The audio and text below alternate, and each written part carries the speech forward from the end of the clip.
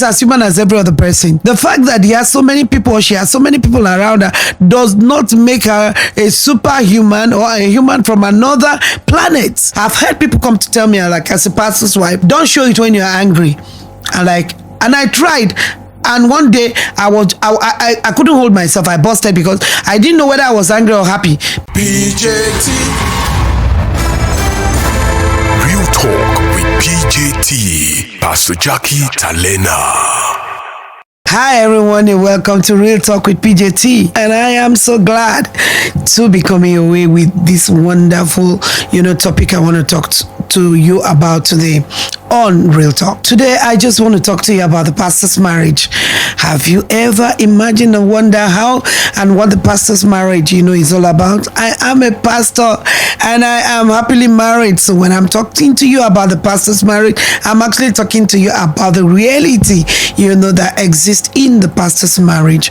And most of the time, you are just so carried away, you get judgmental, you become judgmental, you decide to bring your opinion without actually looking at certain things that are real in the pastor's marriage. And here is what I want the pastors to look out for. This is what I want the pastors to watch out for.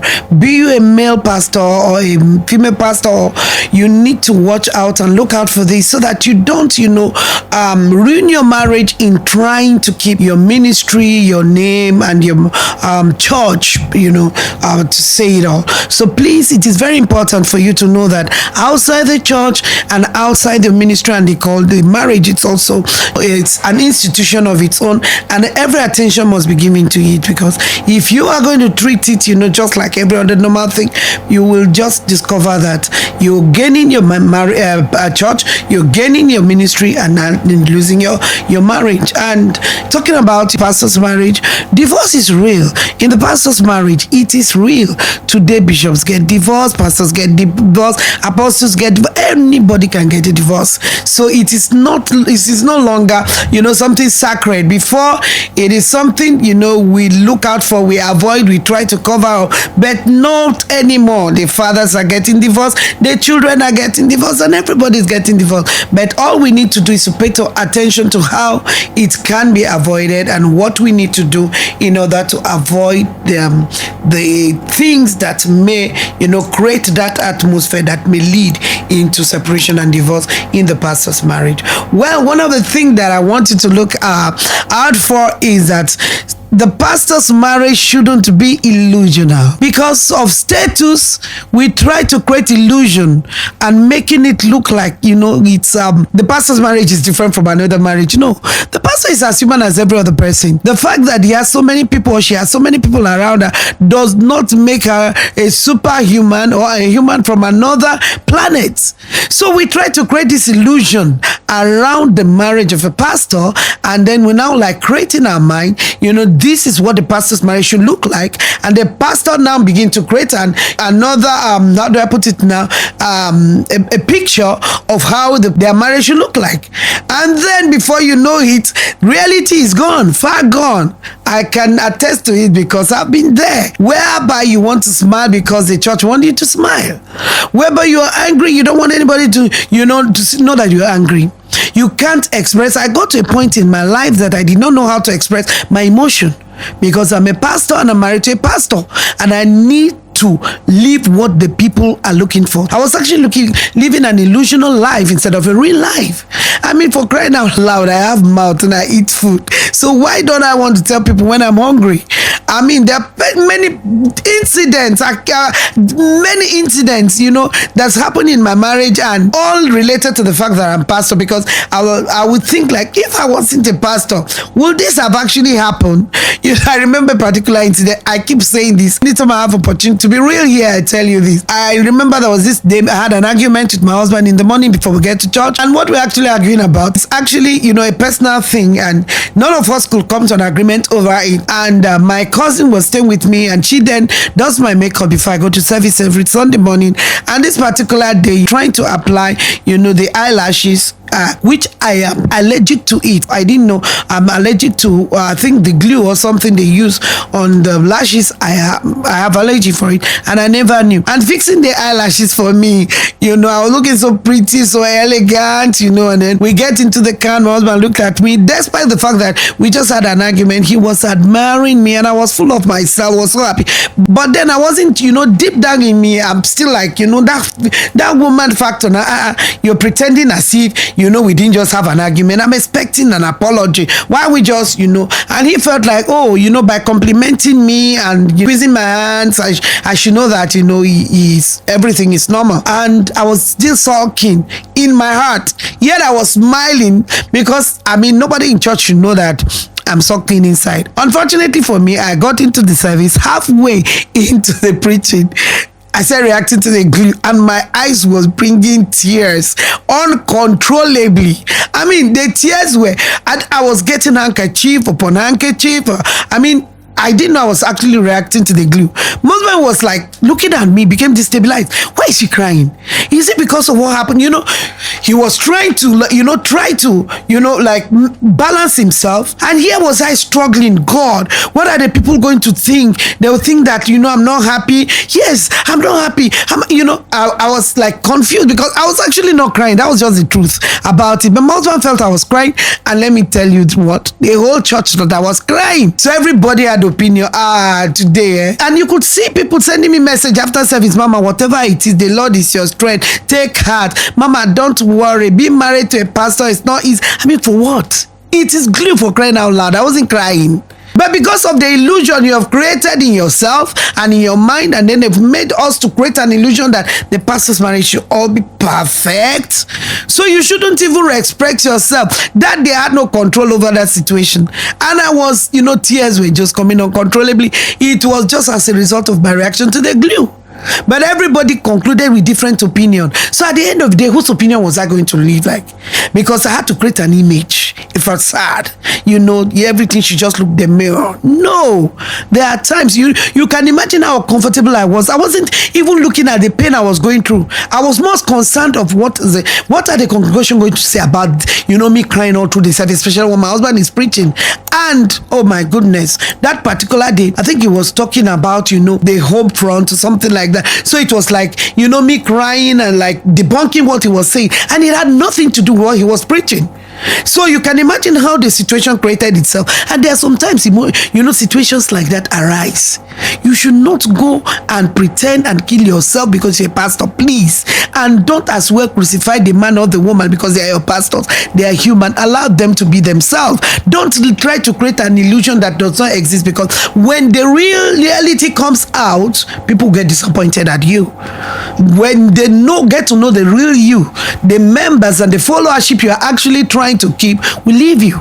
That's why I think it's in Corinthians or Ephesians where Paul said that don't raise followership. I think that should be 1 Corinthians chapter 1 or so. Don't raise following into yourself. Don't raise following into yourself. You don't, do things to please people. Try as much as you can to be real. Don't create an illusion around your life. Please. Don't, because of your status, create an illusion. Be real. When you're angry, let the people know this is your limit. Please don't go beyond that. When you're not, okay, I'm happy I'm here. This is the space I am now. Don't try to kill yourself in trying to please people, because life is one and God did not create it for anyone to die. He actually created that we should live and live it abundantly. So please don't end your life in trying to please other people. It's not worth it. Well, another thing, we need to know about the pastor's marriage is that the pastor's marriage is, how do I put it now? It shouldn't be based, just like I said, on people's validation. Why should people validate how you marry your wife? Why should people validation be the way how you marry your husband? Why should people's validation be the way you express love? For crying out loud, there are certain things that they don't expect you to do because you're a pastor. There are certain ways they don't expect you to express love to your spouse when you're a pastor, and there are certain ways they will expect you, to express love to, your spouse when you're a pastor. That shouldn't be. You need to be real. Like I keep telling people, one thing I've tried to do, I don't know whether it's not a norm, it's just like a trend, maybe, kind of. And I see it as people's comfort. Everybody sits in their comfort place and it's okay with them. I remember there was this day some met me and told me, look, we want you and daddy to start wearing the same clothes because it has a way of telling people that it is foster unity. And I was like, I don't know how that, wearing the same clothes depicts unity. In a way, it's okay. It shows, agreement, and togetherness. But I don't think that should be the basis which we judge why people are united in their marriage. Because my husband and I have different beliefs when it comes to dress sense and color, combination. And I tried to do it once. I tried to do it, the third Sunday. I mean, before I could even get to my husband, had dressed up and I was wearing, I think I was wearing blue and he was wearing purple. Now tell me, how does this two go? And that I just wanted to be blue that day, and he wanted to come out purple because that is what he was comfortable with. And we both looked at ourselves and we just laughed and said, you see, this thing is not for us. Maybe once in a while when we do annual Thanksgiving and then we just had to do native, and then some church members thank you, do some of the clothing for us, and then we wear it and then just to appreciate them. But then, like I said, if we're going to wear on people's validation, imagine how many people have told us as pastors, this is how we should have our marriage. I've heard people come to tell me, like, as a pastor's wife, don't show it when you're angry. And I tried. And one day I couldn't hold myself. I busted because I didn't know whether I was angry or happy, because I was not what actually was happening to me at that time. I wasn't comfortable with it. And they told me, don't show it when you are not, when you're married to a pastor, and you're not happy, don't show it.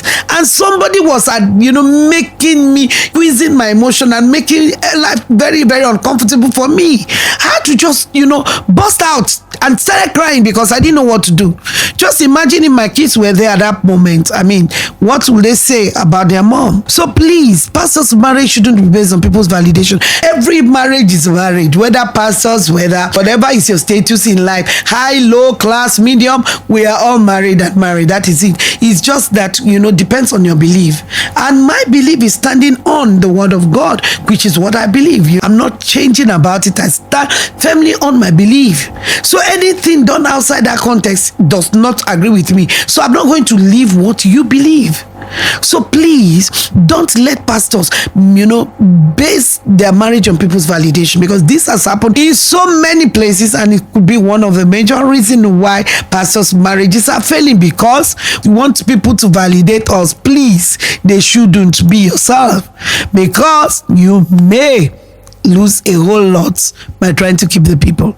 You know what? You may lose your legacy trying to please the people, and the people will always come and go, but your legacy stays forever. So please, dear pastors, be real to yourself and don't let people validate you. Well, another thing we need to look at, talking about pastors' marriage, is to accept the fact that pastors are human. Accept the fact that pastors are human. They are not spirits. They are human. They have blood. When they call pastors, said man of God, you address them sometimes woman of God.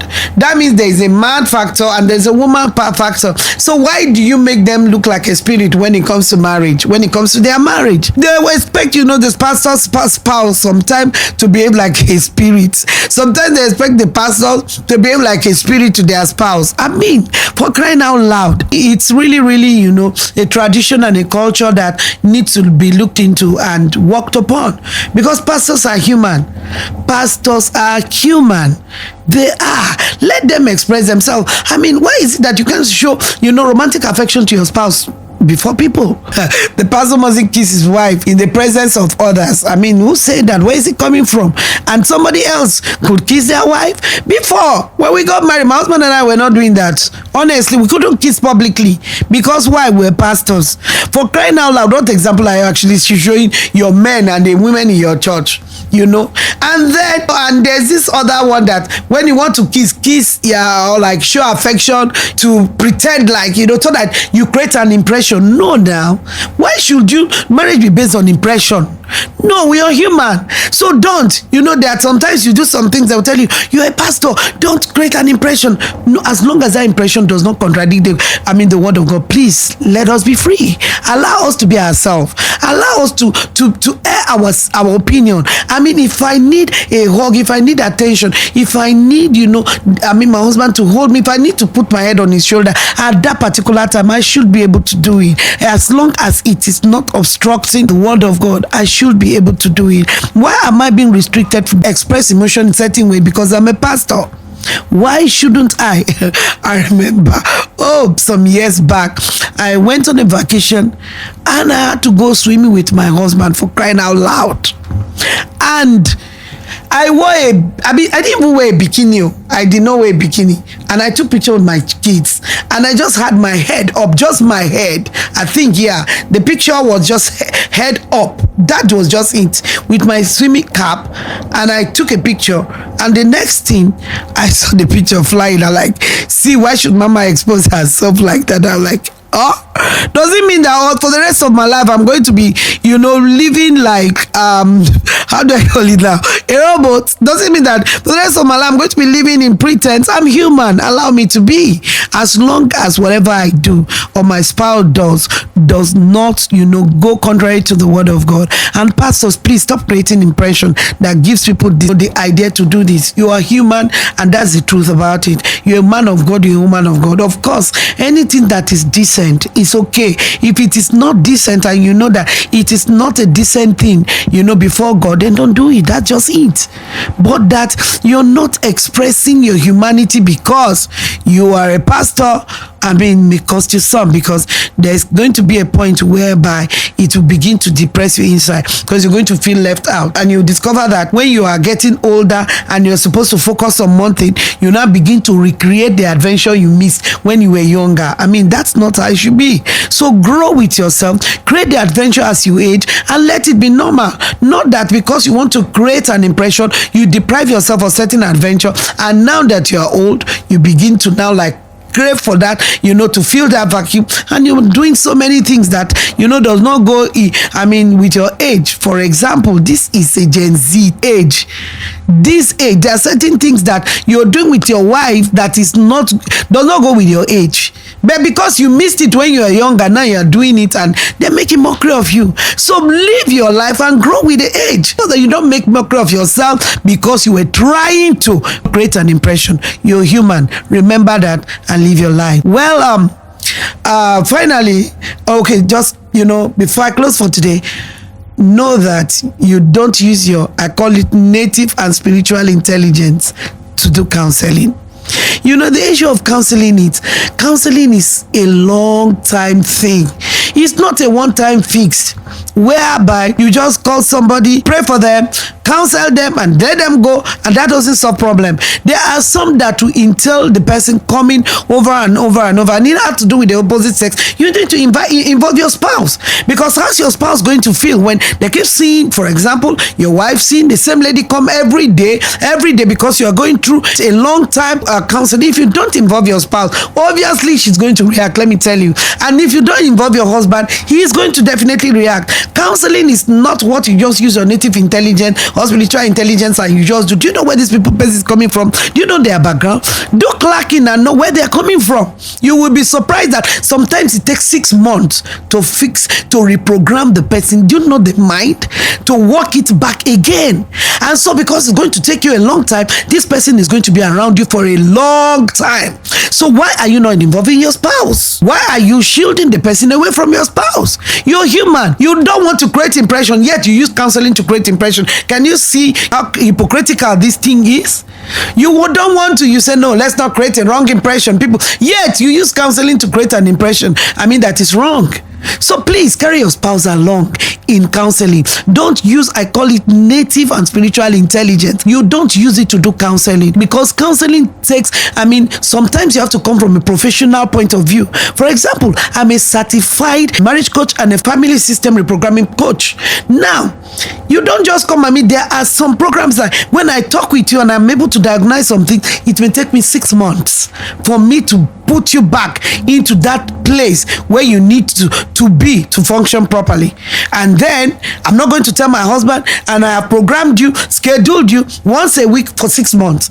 So every week you're coming, and my husband does not have idea why you're coming, and I've not told him anything. What do you expect we should think about, especially when you're the opposite sex? Every day is coming to see me, and you, we are talking, we are laughing, I'm giving you a therapy and said, okay, do this. I'm telling you, okay, this is how to smile, this is how to do, this is how to overcome. It's a whole lot. And so because, I did not involve him, do you know what it will do?